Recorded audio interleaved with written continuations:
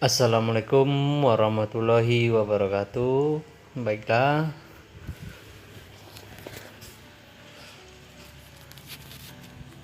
saya lanjutkan ya. Ini entry yang kemarin saya hold dari GU. Meskipun market melakukan koreksi ya, saya jauh ini ya kemarin. Baru hari ini dia turun, dan di sini saya mau menyampaikan ataupun memberitahu kepada teman-teman sekalian kenapa saya pede ataupun percaya diri untuk tetap hold. Tentunya dengan money management yang terukur ataupun yang bersebab. Nah, jadi kita tengok terlebih dahulu ya entry kita yang semalam yang telah saya simpan di dalam nota ataupun jurnal saya sendiri. Nah, di sini ini entry yang semalam yang saya lakukan sell ya. Kita tengok dari H4 H1 nih, dimana sebelum ini yang telah saya kirimkan di dalam grup basic coaching. Di situ awalnya saya memang entry buy, hanya saja saya diragukan dengan M1 di M1. Nah, di sini awalnya di sini sub demand yang ini saya diragukan karena adanya ini berhubungan arah di temperan besar masih kuat untuk turun. Nah, dan mengapa seharusnya kan di sini saya ada profit nih. Seharusnya di sini saya udah ambil close. Kenapa? Karena di sini saya analisa 50-50 waktu itu. Temperan besar masih menyatakan H4 atau D1 ya, temperan lebih besar menyatakan masih kuat untuk turun. Namun di temperan H1 ke bawah itu menyatakan kenaikan. Nah, di situ koreksi. Awalnya saya ambil buy karena berpaduan atau berfokus pada demand yang ini karena ada perpotongan ya. Nah, jadi di sini awalnya saya entry buy, saya ambil arah dari sini. Sebentar. Nah, pertama saya melihat di sini MACD membuat bukit yang udah berpotongan ke atas, nampak. Dan di sini candlestick nampak membuat rejection, tidak adanya momentum. Disinilah pertanda dia akan membuat rejection sebenarnya, membuat koreksi untuk ke atas sebelum melanjutkan penurunan. Nah, jadi nanti saya jelaskan lagi powernya. Sebenarnya ilmu ini udah saya jelaskan juga sebelumnya, tapi alangkah baiknya saya jelaskan lagi supaya teman-teman semakin paham kenapa berlaku kenapa berlaku koreksi seharian kemarin dan baru hari ini turun. Semua MACD telah kasih tahu dan candlestick rejection ini kasih tahu untuk H1.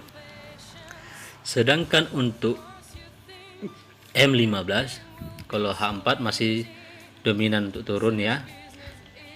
Untuk M30 di sini saya makin confident kemarin untuk entry buy-nya.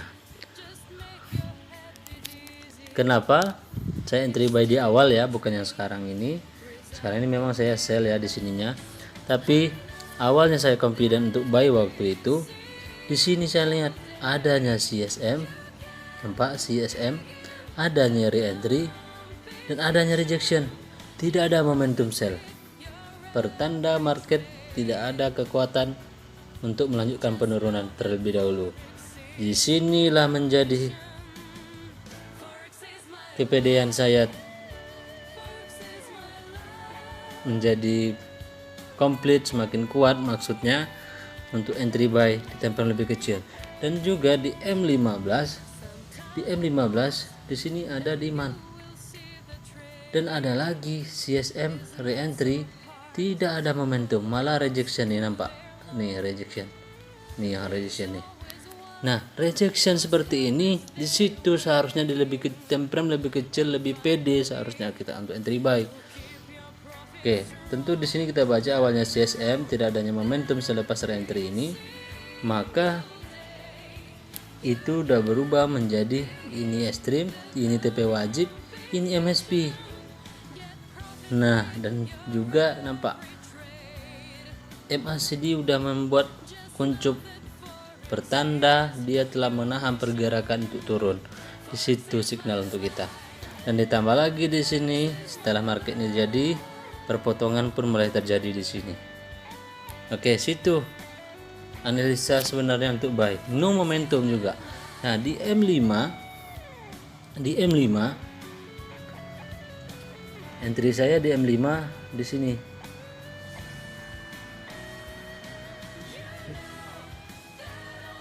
CSM re-entry, tidak ada kekuatan untuk turun, membuat rejection di area demand, meneruskan kenaikan. Itu isyarat market hilang volume. Tentu berubah fungsi ekstrim, TP wajib, MSP. Nah, satu lagi yang menjadi pengkukuh di sini seharusnya saya wanti-wanti untuk sell, untuk jangka pendek atau scalping. Tapi dalam jangka panjang, yang dimana entry saya sell yang ini itu jangka panjang, udah saya kasih tahu di grup saya akan hold. Nah, tapi untuk jangka pendek atau scalpingnya di sini menjadi syarat rejection, no momentum, BB mendatar. Nah, hal yang seperti ini seharusnya jadi setup untuk scalping kita untuk buy. Dan ini pun membuat rejection, tidak adanya momentum. Itu pertandanya akan adanya koreksi ataupun kenaikan dari koreksi untuk re-entry time frame besar untuk sell. Jadi di M1 saya entry buy seperti yang saya kasih tahu nih, ada pin bar ini. Nampak pin barnya? Tidak ada nih pin bar yang ini. Tidak ada CS close di dalam demand yang ini. Malah membuat rejection dan pin bar, itu saya entry. Dan ketika membuat engulfing ini mulai meragukan saya.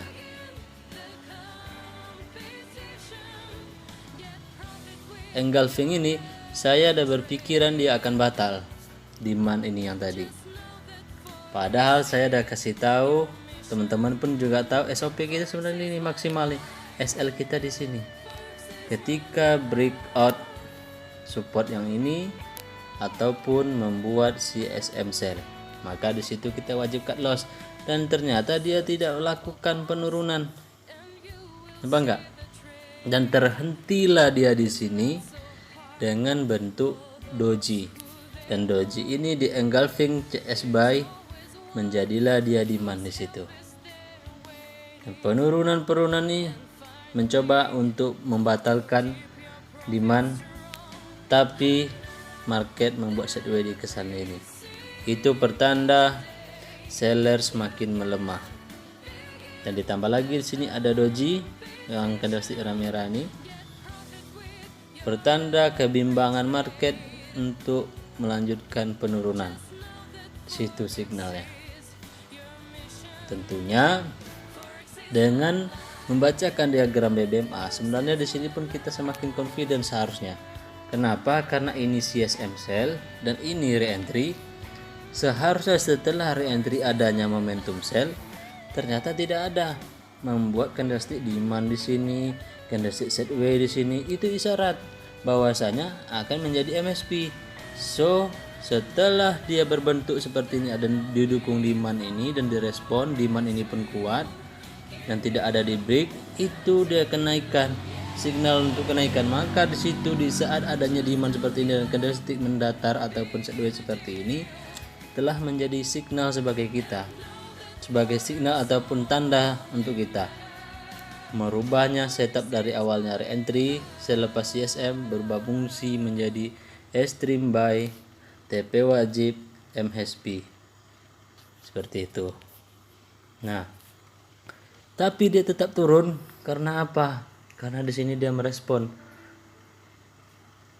resisten ini. Kita baca dari BBMA. BBMA mengatakan selepas CSM dan reentry tidak ada lagi momentum buy. Nampak? Dengan tidak adanya momentum buy ini keluarlah CS Power. Di sini sell. Di situ menandakan buyer udah kalah oleh seller. Dan tetap dia turun dan membuat CSM di sini. Nampak CSM. Yang candlestick CSM ini masih menunjukkan pelemahan dari seller. Kenapa? Karena bentuknya seperti doji. Adanya shadow. Tapi ini tetap kita namakan CSM. Setelah CSM akan ada reentry. Reentry adanya shadow. Ya. Adanya shadow pimbar. Nah, bentuk yang seperti ini di sini kita baca lagi BBMA-nya. Ternyata selepas ini ya di break sama CS buy yang ini. Pertanda untuk kita bahwasanya selepas CSM dan reentry tidak ada momentum sell. Dengan dibalasnya candle buy yang ini itu menjadi valid bahwa setup sekarang dari awalnya CSM sell udah berubah fungsi menjadi ekstrim. Tapus ini menjadi ekstrim, jadi ekstrim. Ini TP wajib, ini MSP karena ini udah keluar nih CSR awal nih. Nampak? Yang membatalkan reentry yang menjadi supply yang di sini karena close dia di atas. Meskipun atasnya masih jauh, tapi dengan bentuknya membuat CSR awal candlestick buy itu, di situ sudah mengisyaratkan batalnya ataupun tidak adanya momentum sell tadi telah valid. Oke, nah sekarang kita tengok di live market. Dan kenapa saya tetap confident untuk hold? Semuanya bersebab. Ini sebabnya. Sekarang kita lihat di market live-nya seperti apa. Kita tengok di market live-nya. Pertama, yang buat saya tetap confident untuk hold, alasannya dari D1 ini. Oke, ini time frame besarnya ya, kita lihat dulu. Di time frame besar ya, kita baca BBMA. Ya. Kita baca BBMA, di sini adanya CSM. Nampak CSM. Candle buy ini close sedikit itu dikatakan CSM. Meskipun di antara meragu, tapi itu CSM dan didukung di sini adanya MACD menaik. Tapi sewaktu itu yang membuat saya confident untuk tetap hold ialah pada time frame D1. Karena apa? Di D1 selepas CSM yang membuat gap ini dan membuat reentry, masuk ke zone reentry. Zone reentry MA5 dan MA10 nya sudah batal karena membentuk CSR awal sell, dan candlestick sell setelahnya pun menunjukkan power ataupun continuation pattern dari candlestick yang menyatakan masih power sell-nya masih kuat di time frame besar. Nah, selepas CSR awal ini, CSR awal sell ataupun CSA1, di situ saya confident untuk tetap hold dari time frame D1. Nah, dan time frame H4, coba kita lihat H4. Nah, di H4 di sini saya berpegang di masa itu ialah MACD masih mendongak ke bawah, masih membuat bukit ke bawah di masa itu. Dan juga di sini saya melihat bukan support, demand di sini. Demand yang ini telah di breakout. Nah, di situ signalnya. Oke, di sini memang dia membuat rejection, pertanda sideways itu pertanda akan adanya koreksi karena temperature masih dominan di D1 tadi, dominan untuk sell koreksi ataupun reentry apa. CSM memang nggak ada, tapi di sini ada CSR awal ya, CSR awal ataupun CS arah kuku nih, karena CS arah kuku belum ada membuat reentry, CS arah kuku sell ataupun CSA 2. Nah, jadi di situ tengok candlestick seperti itu tadi, temperature besar dan MACD di sini masih menguncup ke bawah, itu membuat saya confident untuk hold entry sell saya itu tadi. Nah, di H1, nah nampak disinilah sering kebiasaan ataupun karakteristik dari MACD saya baca. Ketika di H1 ini membuat perpotongan seperti ini dan M15 searah, itu biasanya akan membuat koreksi. Semasa itu nih kita lihat saya entry tadi malam tuh, kemarin malam di sini ya, dan tetap dia membuat kenaikan, nampak? Karena MACD masih di sini bentuknya. Dan paling sering saya jumpa ketika MACD masih berbentuk seperti ini dan sampai dia di area datar yang seperti ini, datar dari MACD ini, dia akan membuat perpotongan. Kalau masih ada tren kuat di temperature atasnya, dia akan membuat perpotongan. Makanya selalu komplitkan dulu seperti ini. Kecuali market benar-benar high volatility di temperature besarnya. Tapi biasanya kalau udah membuat searah seperti ini, bukit memotong ke atas gini, dia selalu komplitkan dulu bukitnya, baru dia akan membuat perpotongan. Nampak nggak perpotongannya ini? Nih perpotongannya. Setelah dia komplitkan bentuk segitiga dari bukitnya dulu ya, baru dia membuat perpotongan untuk turun. Nampak? Coba tengok di M15. Di M15 hal yang sama pun terjadi. Sorry, M30 dulu. Di M30 pun sama. Semasa itu bukit masih di sini. Ini saya entry ya, di sekitar sini ya. Bukit masih mendongak ke atas. Masih belum sampai di area datarnya ini.